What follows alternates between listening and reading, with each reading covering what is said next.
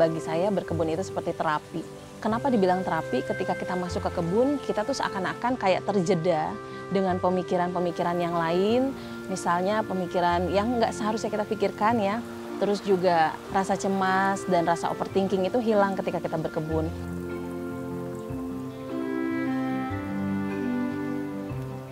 Jadi semenjak aku berkebun, aku jadi lupa kapan terakhir aku beli daun bawang. Karena memang ketika aku butuh, kayak butuh untuk dadar telur, butuh untuk masak. Nah itu aku bisa langsung ke kebun aja petik. Kayak punya kulkas hidup yang kapanpun kita butuh sayuran segar itu ada dan tinggal kita panen. Dan yang lebih bahagianya lagi, semua itu hasil tanam kita sendiri. Jadi kita kayak melihat keajaiban yang kita ciptakan dari tangan kita sendiri. Kecil kebunnya, yang penting besar kebahagiaannya.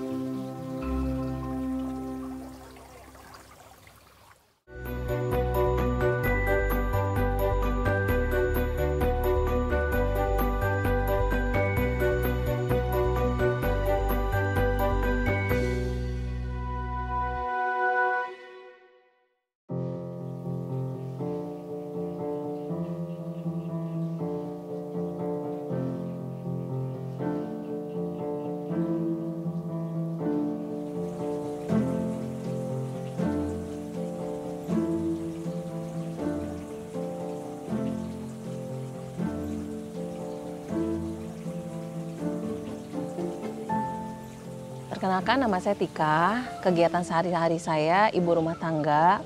Saya juga punya usaha kuliner di bidang makanan ringan dan selain itu juga saya berkebun di rumah.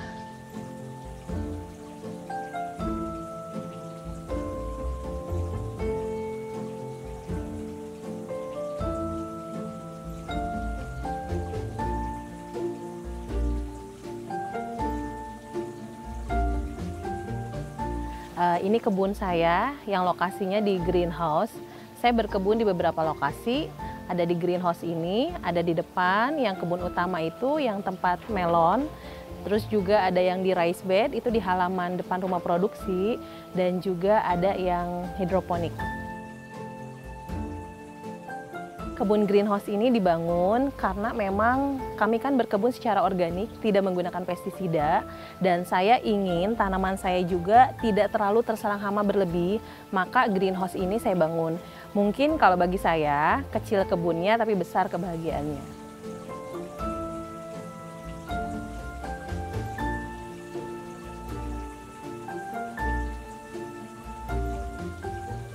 Untuk alasan saya berkebun, bagi saya berkebun itu seperti terapi. Kenapa? Karena proses berkebun itu kan banyak. Dari menyemai, terus kita pruning tanaman, terus kita menyiram tanaman. Dan kenapa dibilang terapi? Ketika kita masuk ke kebun, kita tuh seakan-akan kayak terjeda dengan pemikiran-pemikiran yang lain. Misalnya pemikiran yang nggak seharusnya kita pikirkan ya. Terus juga rasa cemas dan rasa overthinking itu hilang ketika kita berkebun. Jadi kita kayak punya dunia yang membuat kita lebih nyaman dan rileks.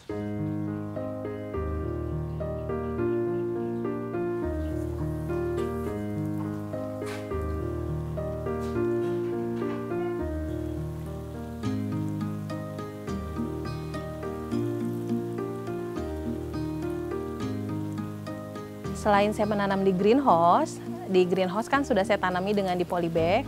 Ini lahan yang depan rumah juga saya manfaatkan dengan saya tanami tanaman terong, tetapi konsepnya saya menanamnya di rice bed. Dan rice bed ini tadinya dari asbes bekas, sisa pembangunan yang kemudian saya jadikan rice bed dan ditanami tanaman terong. Saya sebenarnya terinspirasi dari pekebun luar negeri, biasanya mereka menanam di rice bed, terlihatnya cantik dan rapi. Jadi ini juga bisa jadi konsep atau ide kalau misalnya kita sudah punya halaman yang sudah dipelur, kita nggak perlu pakai pot atau polybag, kita bisa manfaatkan asbes bekas seperti ini yang dijadikan rice bed. Ini kedalaman rice bednya di 50 cm. Untuk medianya tidak full tanah, tetapi di bagian lapisan bawah biasanya saya gunakan ranting-ranting tanaman untuk supaya tanahnya tidak terlalu banyak dan juga itu nanti ada manfaatnya untuk kesuburan tanah.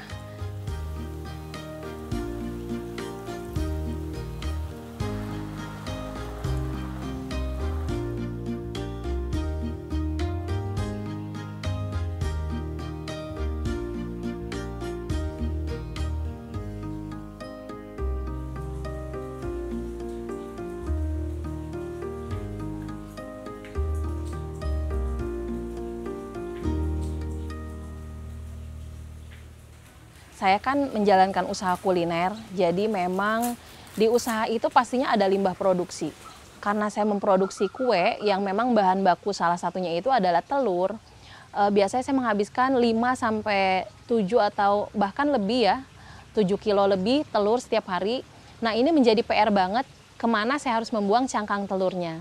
Jadi dengan adanya kebun ini akhirnya kita jadikan pupuk cangkang telur yang kita kita jemur dulu, lalu kita serbukan, kita berikan ke tanaman dan juga cangkang telur yang utuhnya bisa kita jadikan tempat semaian. Jadi kalau misalnya teman-teman nggak punya terai semai, bisa memanfaatkan cangkang telur untuk semaian.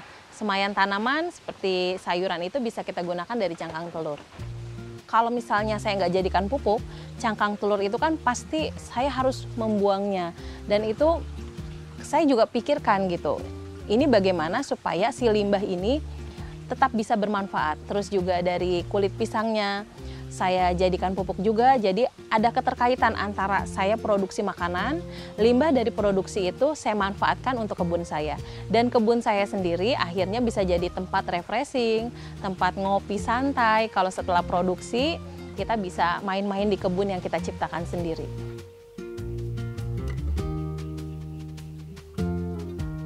Jadi, karena aku menghabiskan telur tuh sekitar 5-7 kilo per hari, daripada aku buang ke lingkungan limbahnya, aku manfaatkan untuk menyemai tanaman seperti ini.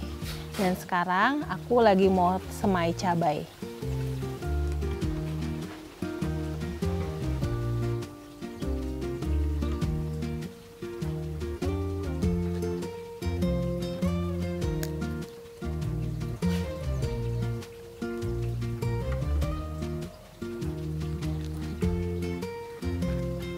Ini memang jauh lebih ramah lingkungan, terus juga mudah didapat karena setiap hari pasti kita menggunakan masakan yang berbahan dasar telur, dan daripada dibuang sia-sia gitu aja, lebih baik kita manfaatin.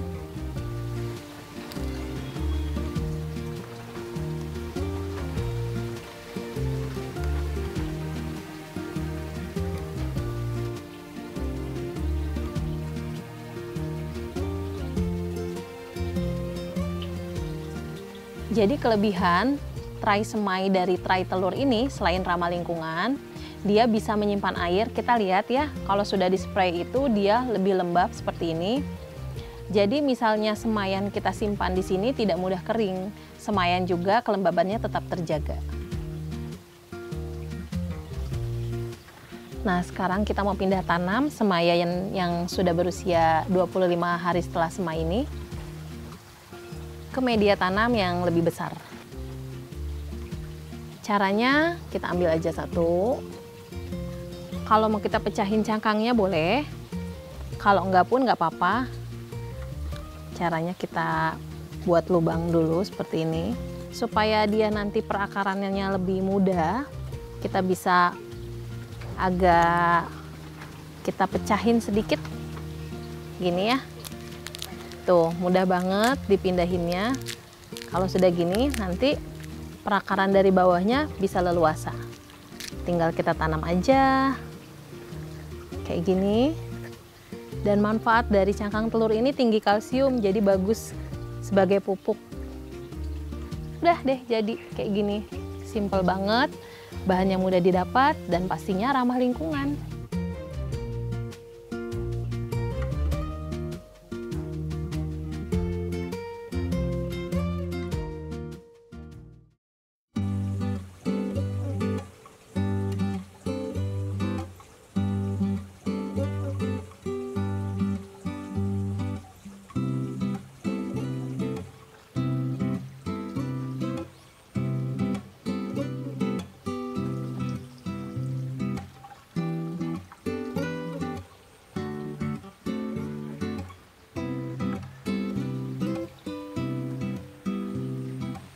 Hari ini aku mau panen sayuran yang ada di greenhouse, dan setelah panen nanti aku mau masak.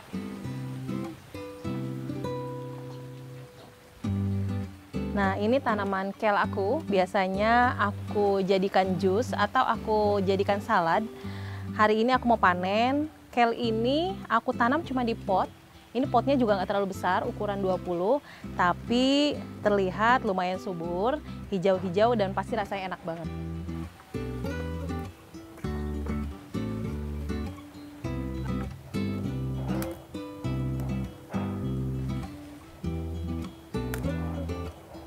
Karena saya usaha di rumah dan kebun ini lokasinya ada di samping rumah produksi usaha dan juga ada di depan di halaman rumah produksi usaha. Jadi ketika saya agak jenuh nih produksi, misalnya lagi banyak banget ya pesanan, jadi saya untuk cari tempat yang bisa untuk healing gitu ya, refreshing ya di kebun saya ini.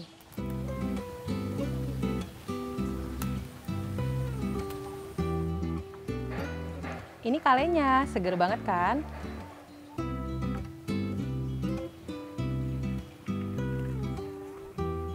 Sekarang aku mau panen daun bawang yang aku tanam cuma di polybag seperti ini. Dan yang akan kita panen adalah bagian daun yang memang sudah rebah, sudah jatuh seperti ini.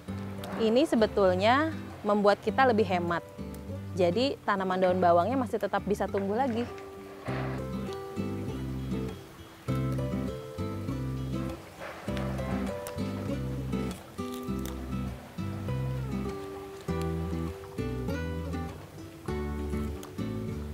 Ini daun bawangnya, udah kayak kulkas hidup kan? Begitu kita butuh, tinggal kita petik aja.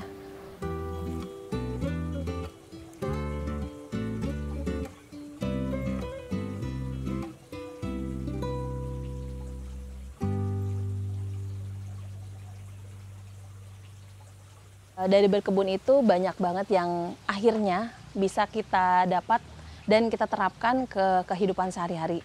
Misalnya berkebun itu kan mengajarkan kita untuk sabar, berkebun juga mengajarkan kita untuk terbiasa dengan kegagalan, karena kadang tanaman yang udah kita tanam dengan sebaik mungkin, pupuk sebaik mungkin, tapi dia masih harus terkena hama, dan kita diajarkan untuk menerima, ya memang seperti itu gitu. Memang akhirnya ke kehidupan sehari-hari kita kayak terbiasa. Ya memang rules-nya itu ada gagalnya, ada berhasilnya, jadi dari berkebun itu kita jadi lebih sabar, kita jadi lebih menghargai proses, supaya kita tidak sesuatu itu harus instan. Tanaman yang saat ini saya panen, itu juga tidak saya tanam kemarin sore. Jadi saya harus merawatnya, saya harus memupuknya, menjaganya. Jadi semua itu butuh proses, akhirnya kita jadi paham bahwa ya inilah kehidupan. Semua butuh proses, semua butuh kesabaran, semua harus diusahakan.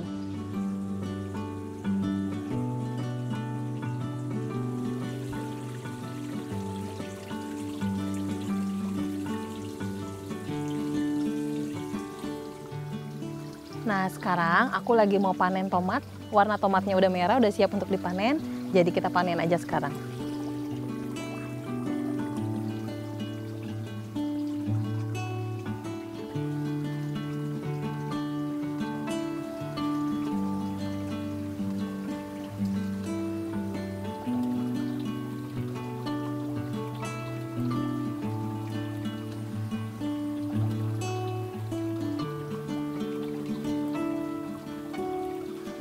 Nah, ini aku punya pohon jambu walaupun pendek, tapi produktif dan berbuah sepanjang tahun.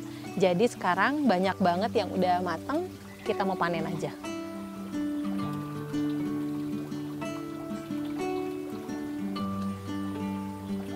Jadi semenjak aku berkebun, aku jadi lupa kapan terakhir aku beli daun bawang.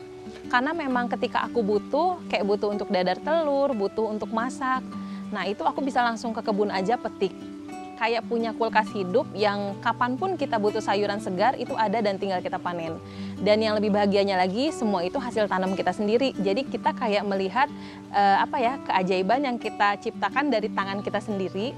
Terus kayak wah aja kita nggak ada background petani atau keluarga petani, tapi kita bisa menanam ini dan kita bisa konsumsi sendiri.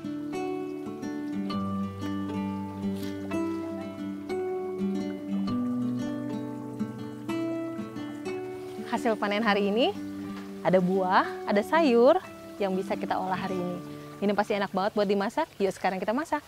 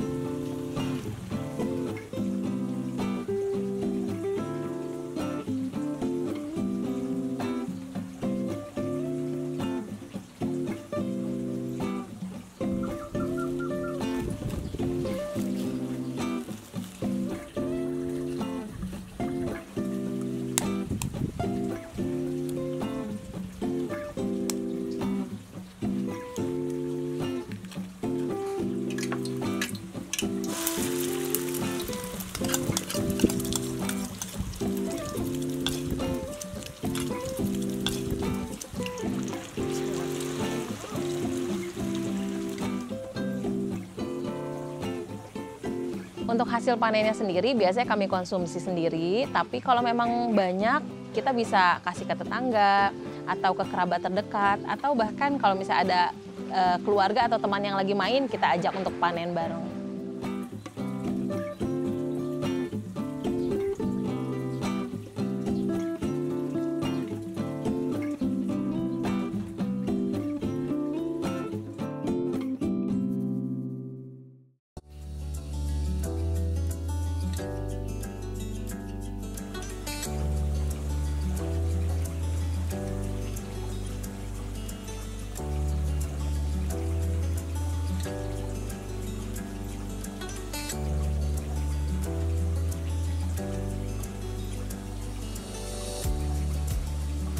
Selain membuat kompos di rumah, saya juga membuat pupuk organik cair.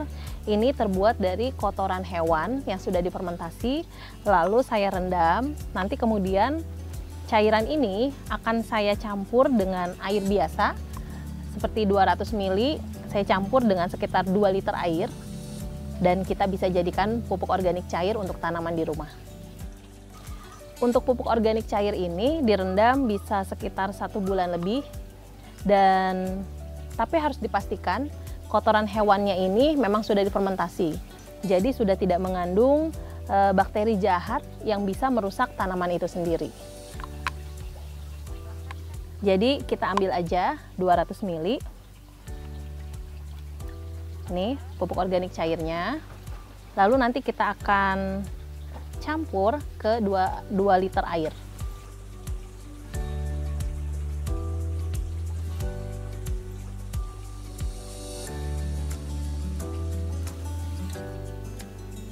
Nah, kalau udah kita campur gini, sekarang saatnya kita aplikasikan ke tanaman.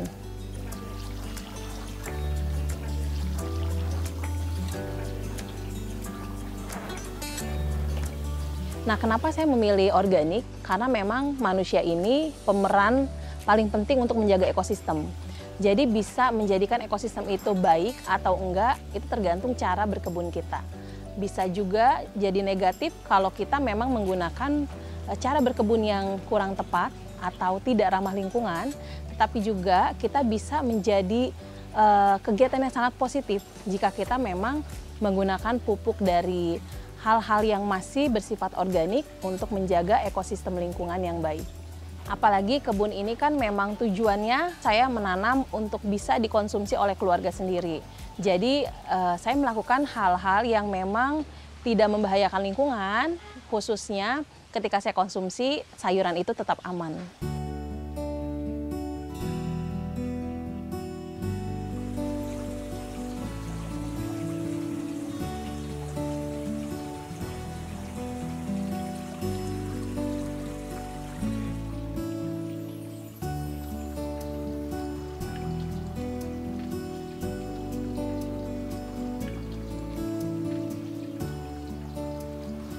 Jadi hari ini aku mau pruning seledri.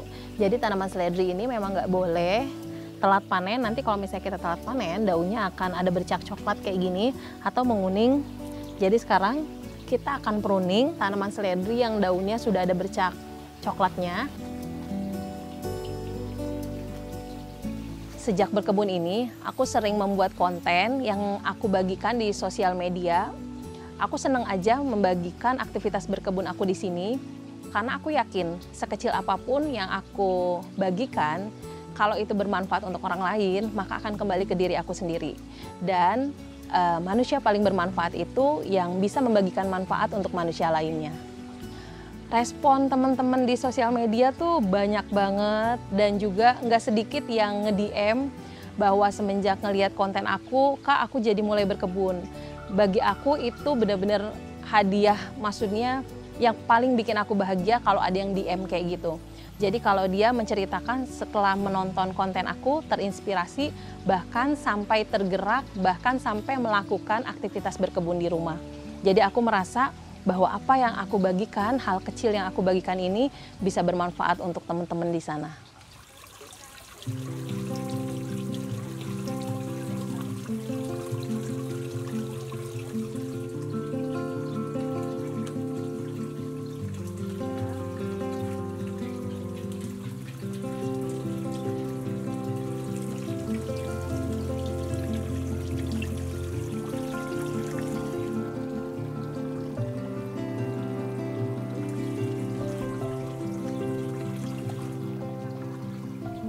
Nah, di sini aku juga karena rumah aku ini dekat sawah, jadi aku di sini bikin kolam ikan dan memelihara ikan. Nuansa desanya jadi lebih dapat banget. Terus juga suara gemercik airnya itu menambah rasa senang dan juga rasa tentram, syahdu banget pokoknya. Dari air kolam ikan ini bermanfaat juga, bisa untuk menyuburkan tanaman. Aku pakai untuk siram tanaman kayak gini.